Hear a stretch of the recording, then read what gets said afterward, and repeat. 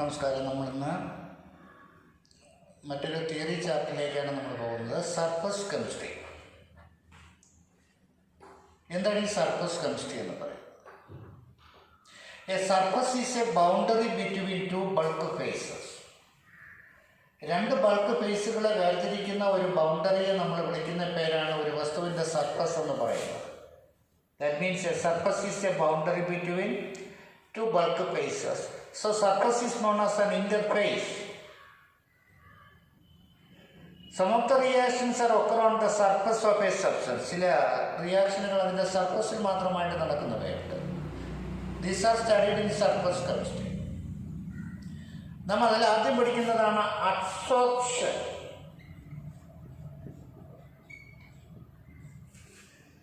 എന്താണ് ഈ അഡ്സോർപ്ഷൻ എന്ന് പറഞ്ഞാൽ? The accumulation of molecule on the surface rather than the bulk is known as adsorption. ഒരു വസ്തു അതിൻ്റെ സർഫസിൽ മാത്രമായിട്ട് മറ്റു വസ്തുക്കളെ വലിച്ചെടുക്കുന്ന ഫിനോമിനയെ നാം വിളിക്കുന്ന പേരാണ് അഡ്സോർപ്ഷൻ എന്ന് പറയുന്നത്. അത് സർഫസിൽ മാത്രമായിട്ടാണ്. എക്സാമ്പിൾ ഇപ്പോൾ സിലിക്ക ജെൽ എന്ന് പറയുന്ന വസ്തു നമ്മൾ അത് മോയ്സ്ചർ അതിൻ്റെ സർഫസിലേക്ക് അഡ്സോർബ് ചെയ്യുന്നു. Here is an example of the adsorption. So the accumulation of molecule on the surface rather than the bulk is known as adsorption. Which substance can adsorption take place are known as adsorbent. ഏതിനാണോ ഇത്തരത്തിൽ മറ്റു വസ്തുക്കളെ adsorb ചെയ്യാൻ കഴിവുള്ളത് നാം അതിനെ adsorbent എന്ന് പറയുന്നു. Which substance are adsorbed, ഏതിനെയാണോ adsorb ചെയ്യപ്പെടുന്നു നമ്മളതിനെ അഡ്സോർബേറ്റ് എന്ന പേരിൽ അറിയപ്പെടുന്നു. Example silica gel adsorb moisture. Here silica gel is an adsorbent and moisture is an adsorbate. Silica gel, alumina gel, clay, fullies of the example of the adsorbent. The adsorption is different from that of absorption. അതായത് the adsorption is a surface phenomenon but absorption is a bulk phenomenon. Adsorption, the concentration only on the increase on the surface. Absorption, concentration on the bulk. Absorption is a fast phenomenon. Absorption is a slow phenomenon. Sometimes both absorption and adsorption takes place simultaneously. ചിലപ്പോൾ ചില വസ്തുക്കളുടെ സർഫസിൽ അബ്സോർഷനും അഡ്സോർഷനും ഒന്നിച്ച് നടക്കാറുണ്ട്. Both absorption and adsorption takes place simultaneously. The process name is known as sorption. നാം അതിനെ sorption എന്ന് പറയുന്നു. അതേപോലെ the removing of adsorbed molecule on the surface of adsorbent is called dissorption. ഒരു സർഫസിൽ നിന്നും അഡ്സോർബ്ഡ് മോളിക്യൂൾസ് റിമൂവ് ചെയ്യപ്പെടുന്നത് desorption എന്ന് പറയുന്നത്. It is an opposite of adsorption. ഇതൊക്കെയാണ് നമ്മൾ അറിഞ്ഞിരിക്കേണ്ട ചില ടേമുകൾ. So accumulation of molecule on the surface rather than the bulk. ഏതിനാണോ ഈ കഴിവുള്ളത് അഡ്സോർബൻ്റ്, ഏതിനെയാണോ അഡ്സോർബ് ചെയ്യുന്നത് അഡ്സോർബേറ്റ്. അബ്സോർഷനും അഡ്സോർഷനും വ്യത്യാസമുണ്ട്. ഇത് സർഫസ് ഫിനോമിന അഡ്സോർഷനാണെന്ന് പറഞ്ഞു. അഡ്സോർഷനും അബ്സോർഷനും ഒന്നിച്ച് നടന്നാൽ അത്തരം പ്രോസസ്സുകളെ സോർപ്ഷൻ എന്ന് പറയുന്നു. അഡ്സോർബ്ഡ് മോളിക്യൂൾ സർഫസിൽ നിന്ന് റിമൂവ് ചെയ്യപ്പെടുന്നത് ഡിസോർഷൻ എന്ന പേരിലും അറിയപ്പെടുന്നു. It is an opposite of adsorption എന്നും പറഞ്ഞു. ഓക്കെ.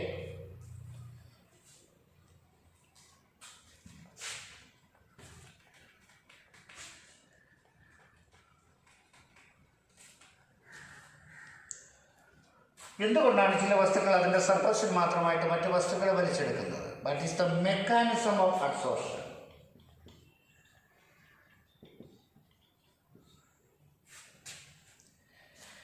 ഇൻ ദ ബൾക്ക് നമുക്കറിയാവുന്ന കാര്യമാണ്. ഇൻ ദ ബൾക്ക് നമ്മളൊരു വസ്തു ഇൻ ദ ബൾക്കിൽ ഓരോ പാർട്ടിക്കിൾസിനെ സറൗണ്ട് ചെയ്ത് സെയിം ടൈപ്പ് ഓഫ് പാർട്ടിക്കിൾ ഉണ്ട്. That means in the bulk each particle is surrounded by the same type of particle. Here a balanced force in them. But in the surface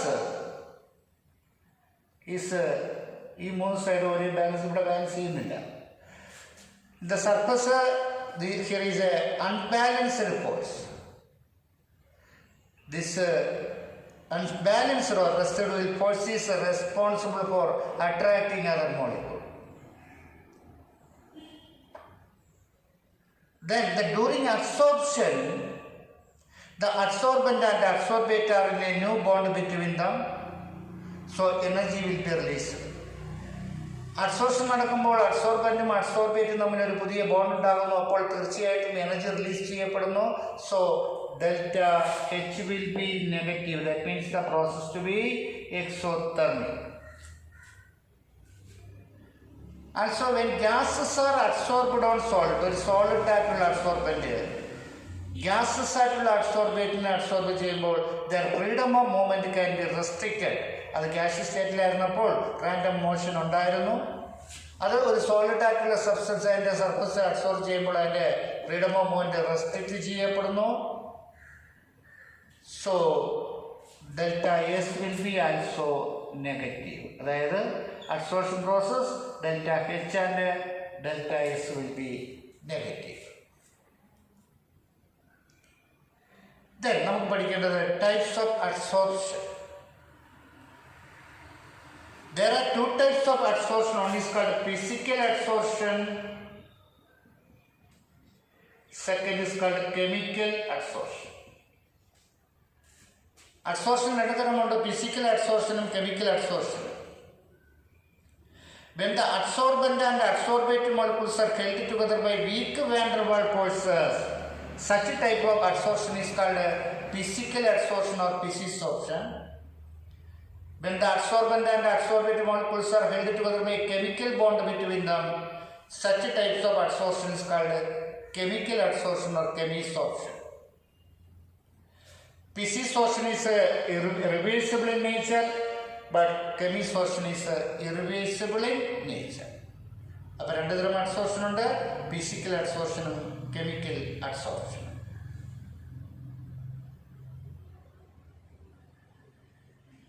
Okay.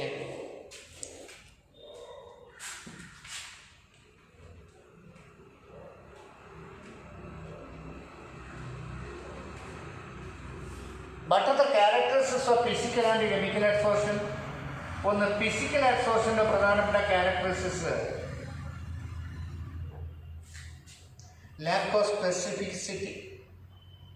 Physical adsorbent gas no preference for a particular adsorbate. അതായത് ഒരു physical അഡ്സോർബൻറ്റിന് ഇന്ന ഗ്യാസസിന് മാത്രമേ adsorb ചെയ്യപ്പെടൂ എന്നുള്ളൊരു specificity ഇല്ല.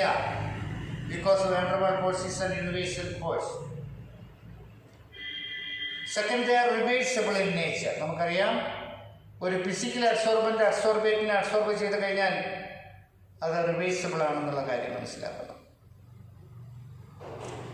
Chemical അഡ്സോർപ്ഷൻ്റെ characteristics പറഞ്ഞു കഴിഞ്ഞാൽ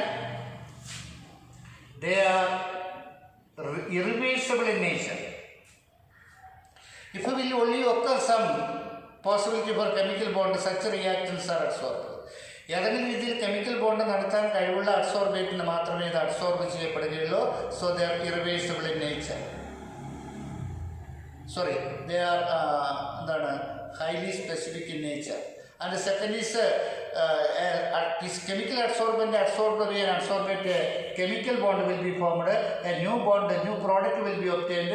So they are irreversible in nature. These are the difference between physical adsorption and chemical adsorption. Then what is adsorption isotherm?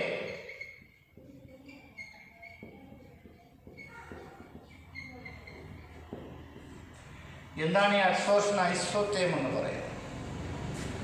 The extent of adsorption versus pressure at constant temperature plotted a graph is known as adsorption isotherm. അഡ്സോർപ്ഷൻ്റെ rate, അതായത് pressure കൂട്ടുമ്പോൾ അഡ്സോർപ്ഷൻ്റെ rate എങ്ങനെ വ്യത്യാസപ്പെടുന്നു എന്ന് കാണിക്കുന്ന ഗ്രാഫാണ് adsorption ഐസോതേം. നോക്കൂ, x/m versus pressure at constant temperature plotted a graph is known as adsorption isotherm. In this graph it shows that we will be increasing pressure, adsorption rate gradually increases. At a fixed pressure, the maximum adsorption takes place. Further, pressure has no role on adsorption. Such a pressure is called saturation pressure. അതായത് pressure കൂട്ടുമ്പോൾ അഡ്സോർഷൻ്റെ rate എങ്ങനെ വ്യത്യാസപ്പെടുന്നു എന്ന് കാണിക്കുന്ന ഗ്രാഫാണ് adsorption isotherm. In this graph shows that we will be increasing pressure. The adsorption rate gradually increases. At a fixed pressure, the maximum adsorption takes place. Further, pressure has no role on adsorption. The different types of pressure, what is the rate of adsorption? വ്യത്യസ്ത പ്രഷറുകളിൽ adsorption rate എങ്ങനെയായിരിക്കും? It can be calculated by Freundlich gave an empirical equation that is called Freundlich adsorption isotherm. വ്യത്യസ്ത പ്രഷറുകളിൽ adsorption rate നമുക്ക് measure ചെയ്യാൻ നമുക്ക് ഉപയോഗിക്കുന്നതാണ് Freundlich adsorption isotherm. The empirical formula is H by M equal to K P raised to 1 by N. X by M equal to K P raised to 1 by N. Take log into both the sides, we get log X by M equal to log K plus 1 by N log P. Log X by M equal to log K plus 1 by N log P. We plotted a graph between log X by M versus log P.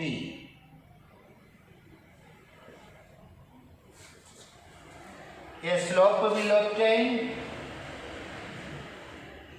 The slope will give the value of 1 by N and the intercept will give the value of log K. വ്യത്യസ്ത പ്രഷറുകളിൽ അഡ്സോർഷൻ്റെ rate calculate ചെയ്യാൻ ഉപയോഗിക്കുന്നു Freundlich adsorption isotherm. The equation is X by M equal to K P raised to 1 by N. Taking log into both the sides, we get log X by M equal to log K plus 1 by N log P. We plotted a graph between log X by M versus log P. A slope will obtain.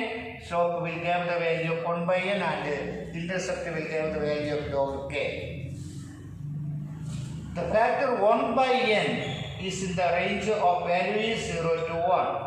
I 1 by N the value 0 to 1 എന്ന് വിളിക്കാം. At high pressure നോക്കൂ, at high pressure slope എത്രയാ? 0 ആണ്. അപ്പോൾ at high pressure slope 1 by N is equal to 0. So X by M equal to K P raised to 0 is equal to K. That means high pressure, the extent of adsorption will be constant. At a low pressure, the maximum at low pressure slope is equal to maximum 1 by vara. So 1 by N is equal to maximum 1.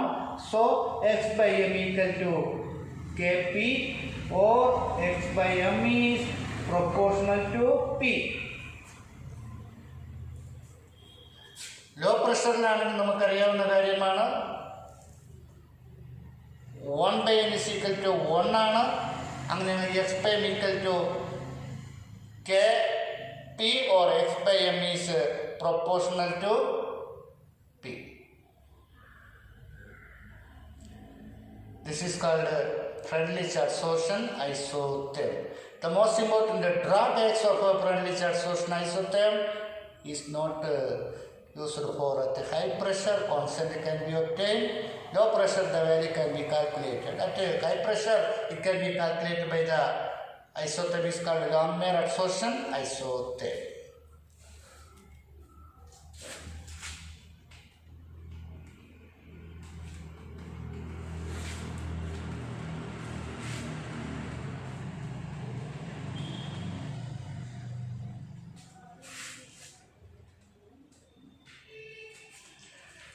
Next നമ്മൾ നോക്കേണ്ടത് നമ്മളിത് രണ്ട് തരത്തിൽപ്പെട്ട adsorption ഉണ്ട്. What are the important applications of adsorption? നമുക്ക് സർഫസിൽ മറ്റ് വസ്തുക്കളെ വലിച്ചെടുക്കുന്ന അഡ്സോർപ്ഷന് വളരെയധികം ആപ്ലിക്കേഷൻ ഉണ്ട്. One finely divided coconut charcoal can be used for gas mask to absorb poisonous gas. Poisonous ഗ്യാസിനെ അഡ്സോർബ് ചെയ്യാൻ നമ്മൾ ഫൈനലി ഡിവൈഡഡ് കോക്കനട്ട് ചാർക്കോൾ ഉപയോഗിക്കുന്നു.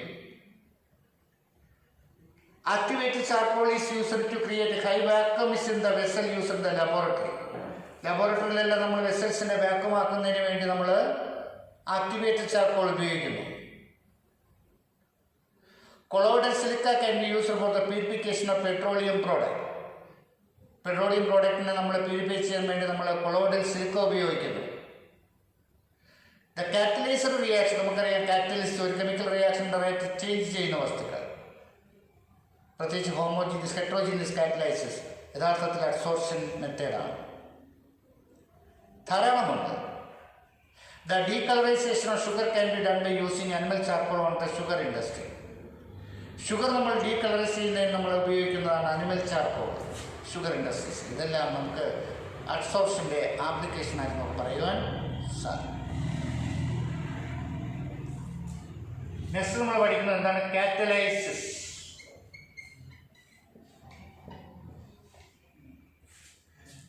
You know that the catalysts are the substances that alter the rate of a chemical reaction but chemically and quantitatively unchanged.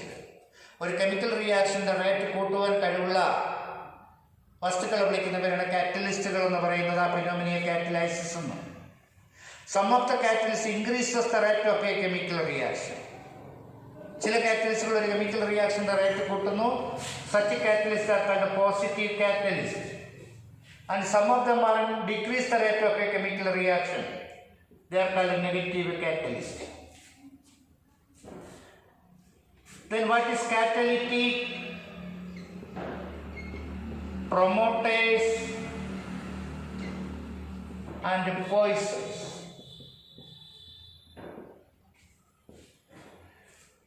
Catalytic promoters are the substances that are added to catalyst to enhance the catalytic act. ഒരു കാറ്റലിസ്റ്റിൻ്റെ catalytic activity കൂട്ടുവാൻ നാം അതിൻ്റെ കൂടെ ചേർക്കുന്ന വസ്തുക്കളെ വിളിക്കുന്ന പേരാണ് catalytic promoter എന്ന് പറയുന്നത്. For the manufacturing of ammonia by Haber process N2+3H2 gives the 2NH3. We use the catalyst is iron, but we added a pinch of molybdenum. The reaction rate also will be increases. Here molybdenum acts as a promoter for the manufacturing of ammonia by Haber process. For the manufacturing of sulfuric acid by contact process,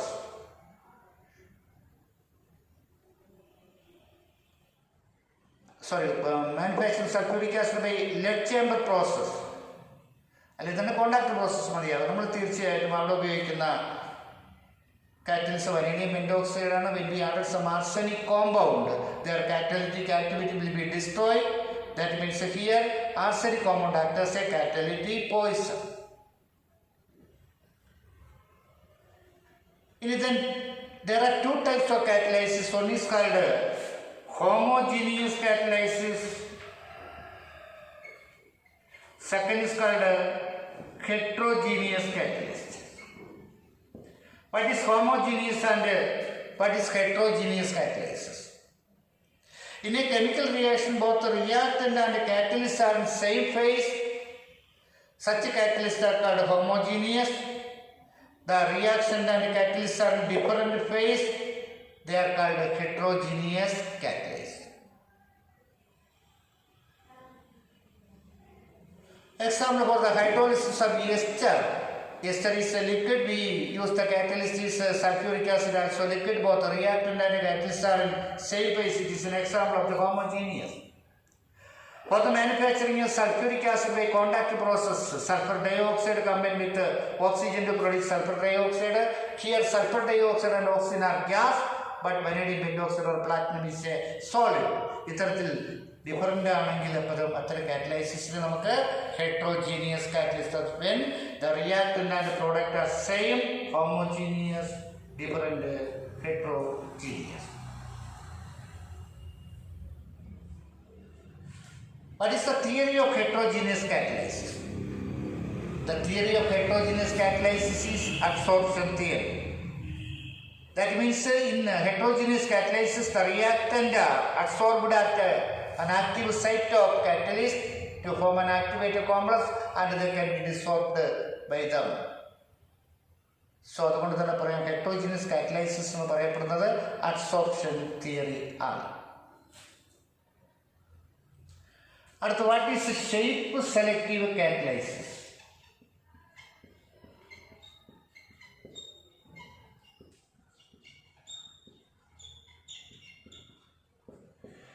A catalyst catalytic activity that depends upon their pore structure and the size and shape of the reactant and the product molecule is called shape selective catalysis. Zeolites are example of the shape selective catalysis because are of a honeycomb like structure. Zeolites എന്ന് പറയപ്പെടുന്നത് ഒരു shape selective കാറ്റലൈസിസ് ആണ്. കാരണം ഹണികോമ്പിന്റെ structure ആണുള്ളത്. Zeolites are aluminosilicates of metal. ZSM5 is a zeolite, can be used in petrochemical industry. Zeolite A is used as a detergent builder. ഇതാണ് നമുക്ക് shape selective കാറ്റലൈസിസിനെ കുറിച്ച് നമുക്ക് മനസ്സിലാക്കേണ്ടത്. ഇതാണ് നമ്മൾ അബ്സോർപ്ഷനുമായി ബന്ധപ്പെട്ട കാര്യങ്ങൾ.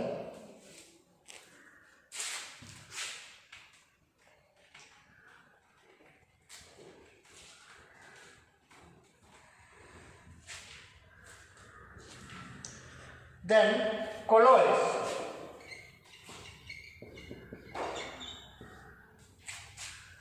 The colloids are the solution in which the particle size is 1 to 1000 nanometer.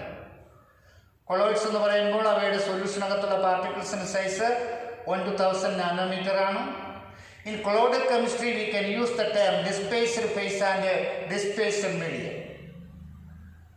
സൊല്യൂട്ടിന് നമ്മൾ ഡിസ്പേസ്ഡ് ഫേസ് എന്നും സോൾവെന്റ് ഡിസ്പേസ്ഡ് മീഡിയം എന്ന് പറയുന്നു. Depending upon the physical state of displaced phase and displaced medium, the colloids are in different types. There are different types of colloids. Example, solid in solid colloids are called solid to solid. അങ്ങനെ പറയും. Colloids നമ്മൾ soul എന്ന പേരിൽ അറിയപ്പെടാറുണ്ട്. The best classification of colloids on the basis of the interaction between displaced phase and displaced medium. The interaction between displaced phase and displaced medium, the colloids are two types. One is called lyophilic colloids. Second is called lyophobic colloids. Interaction difference അനുസരിച്ച് colloids നമുക്ക് രണ്ടായിട്ട് തരംതിരിക്കാം. ഒന്നാമത്തെ lyophilic എന്നും മറ്റൊന്ന് lyophobic colloids. In lyophilic colloids there is a strong interaction between displaced phase and displaced medium. ഇത്തരം colloidsന് നമുക്ക് സ്ട്രോങ് ഇൻറ്ററാക്ഷൻ ആണ്. They can be prepared by simple solution method. Organic സാൾട്ടുകളെല്ലാം ലയോഫിലിക് colloidsകളാണ്. Second is called lyophobic colloids, in which there is a weak or no interaction between displaced phase and displaced medium. ഇവിടെ നമ്മൾ displaced ഫേസും displaced medium തമ്മിൽ no interaction ആണ്. They can be prepared by indirect method. മെറ്റലുകളുടെ ഓക്സൈഡുകൾ, ഹൈഡ്രോക്സൈഡുകൾ അവയുടെ കൊളോയിഡുകളെല്ലാം ലയോഫോബിക് കൊളോയിഡ്സുകളാണ്. Next classification colloids depending upon the nature of particle present in there. The colloids are three types. One is called multimolecular colloids. In multimolecular colloids, their particles are atoms or small molecules with a size less than 1 nanometer. They are aggregated together to form a colloidal range. അങ്ങനെ ധാരാളം particle കൂടി ചേർന്ന് ഒറ്റ കൊളോയിഡായിട്ട് മാറുന്നു. അത്തരം colloids നമുക്ക് മൾട്ടിമോളിക്കുലർ colloids എന്ന് പറയുന്നു. ഗോൾഡ് സോൾട്ട്, പ്ലാറ്റിനം സോൾട്ട് ഇവയെല്ലാം മൾട്ടിമോളിക്കുലർ കൊളോയിഡ്സിന് എക്സാമ്പിളാണ്. Second is called macromolecular colloids. In macromolecular colloids, in which the particles are sufficiently big in size, they are very stable. Starches, cellulose ഇവയെല്ലാം നമുക്ക് ഈ മാക്രോമോളിക്കുലർ കൊളോയിഡ്സ് എന്ന് പറയാം. That is called associated colloids. These are the colloids in which they are diluted. It acts as an electrolyte.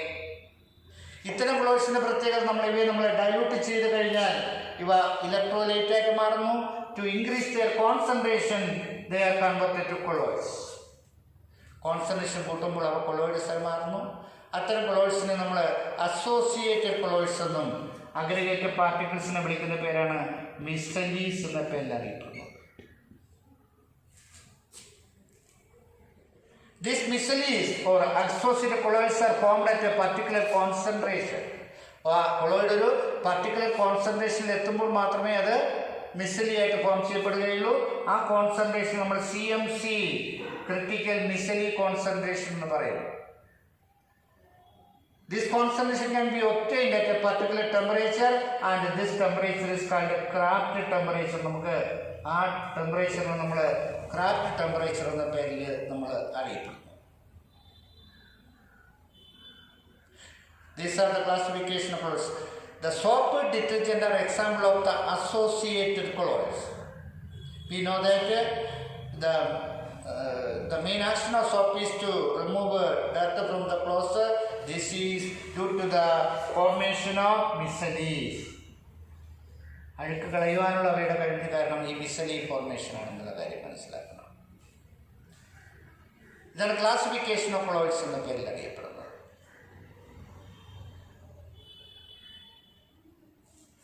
ഇനി നമ്മൾ നോക്കേണ്ട കാര്യം എന്ന് പറയുന്നത് ലയോഫിലിക് കൊളോയിഡ്സ് സ്റ്റേബിൾ ആണ്, lyophobics are unstable. To stabilise lyophobic colloids we added some lyophilic to it. ഒരു lyophobic colloids unstable ആണ്, that can be stabilized. We can add some lyophilic to it. The process is called protection and the colloid used for the purpose is known as protective colloid. അത്തരത്തിൽ നമ്മൾ protection ഉപയോഗിക്കുന്ന കൊളോയിഡുകളെ നമ്മൾ protective colloids എന്ന പേരിൽ അറിയപ്പെടുന്നു. The most important protective colloids is gelatin. The different lyophilic colloids, their protective power can be different. Their protective power can be expressed. The term is called gold number. The lower the value of gold number, more is the protective power. Then, what is coagulation?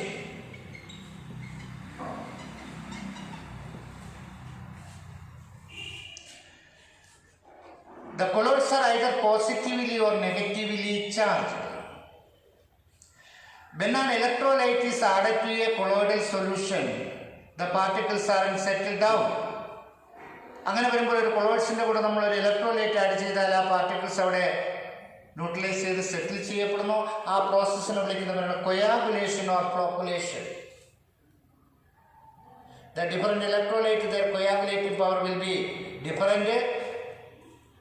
വ്യത്യസ്ത ഇലക്ട്രോലൈറ്റിൻ്റെ coagulating power, this can be expressed by the term is called rule is called Hardy-Schulz rule. According to Hardy-Schulz rule states that greater the valency, more is the coagulating power. ഒരു മെറ്റലിൻ്റെ അയോണിൻ്റെ valency കൂടുമ്പോൾ അതിൻ്റെ coagulating power കൂടും. Example നമ്മളിൽ ഇരിക്കുന്ന ഒരു നെഗറ്റീവലി charged കൊളോയിഡാണ്. അങ്ങനെ വരുമ്പോൾ അതിനകത്ത് അതിൻ്റെ കൊയാഗുലേറ്റിംഗ് പവർ ഏറ്റവും തോറിയത്തിൻ്റെ കോമ്പൗണ്ട് ആകുമ്പോൾ അതിന് കൊയാഗുലേറ്റിംഗ് പവർ കൂടുതൽ, ബിക്കോസ് വാലൻസി 4 ആണ്. അത് കഴിഞ്ഞാൽ An3 പോസിറ്റീവ് വരാം, അടുത്ത Mg വരാം, അടുത്ത Na വരാം. എന്താ? more is the valency, greater the valency, more is the coagulating power. The rule is called Hardy-Schulz rule. Okay.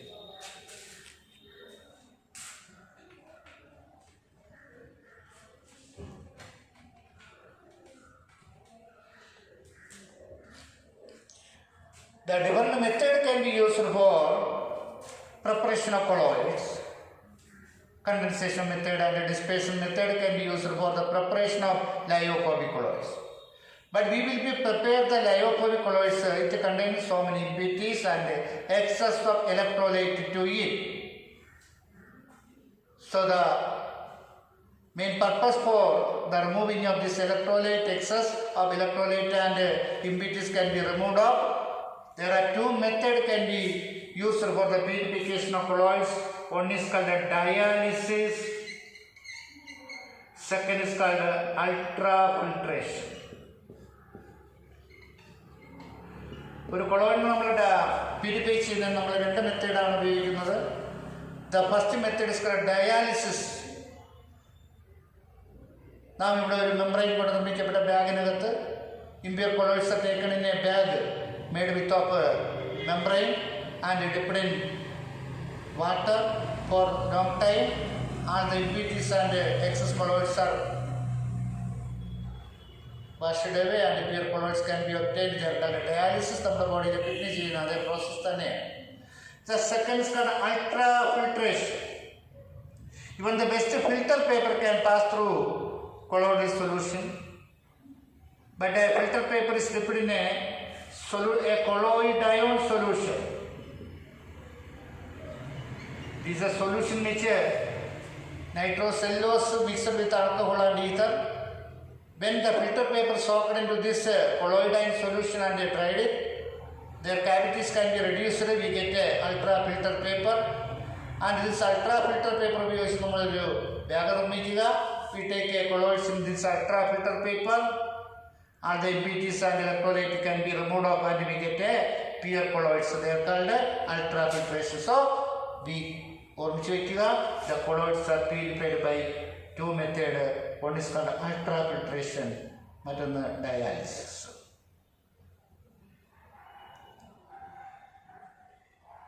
The colloids in the പ്രധാനപ്പെട്ട പ്രോപ്പർട്ടികൾ എന്ന് മനസ്സിലാക്കണം. ഒന്നാമത്തെയാണ് Tyndall effect. The scattering of light by colloidal particle is called a Tyndall effect. അതായത് colloidal particles ലൈറ്റിനെ scatter ചെയ്യപ്പെടുന്നു. The blue color of sky is due to the Tyndall effect. The second is called Brownian movement. When colloidal particles are viewed under ultra microscope, the particles of colloids are in a constant zigzag motion. This constant zigzag motion of colloidal particle is called Brownian movement. It was first discovered by Robert Brown. Then electrophoresis.